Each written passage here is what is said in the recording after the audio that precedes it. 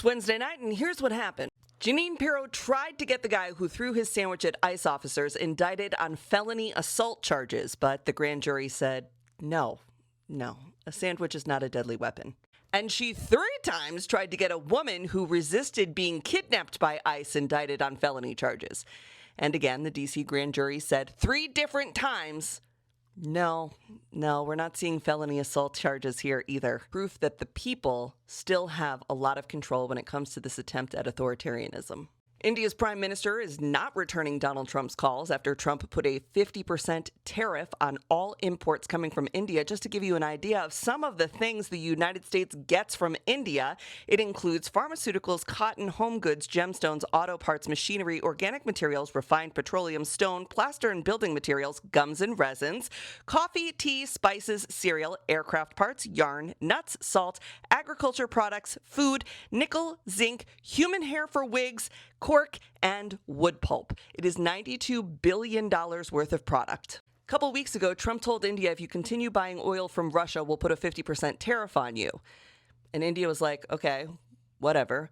And then Trump did put the 50% tariff on, and India is still like, okay, whatever.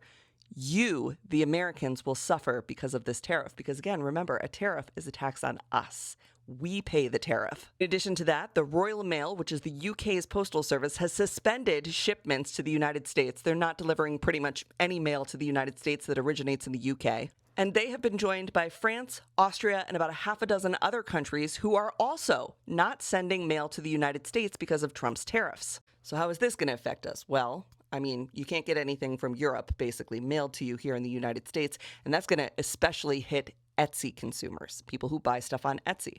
I actually bought my wedding band on Etsy because the only person who had this tool to make this print of a wedding band was in the UK. It's a vintage band. It's the same band that my parents had, and I couldn't get somebody in the United States to make it, so I had to go to the UK to get it made.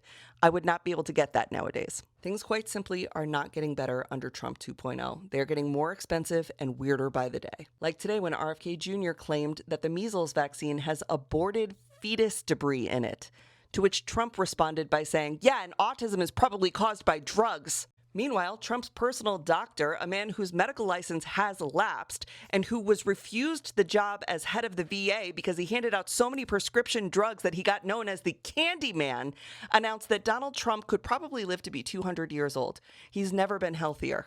In other news, please tell your grandma not to go in a hot tub. 2 ladies in their 80s in Kentucky got stuck in a hot tub when they overheated and then were not able to climb out. They are recovering, but don't do that stuff, Mima.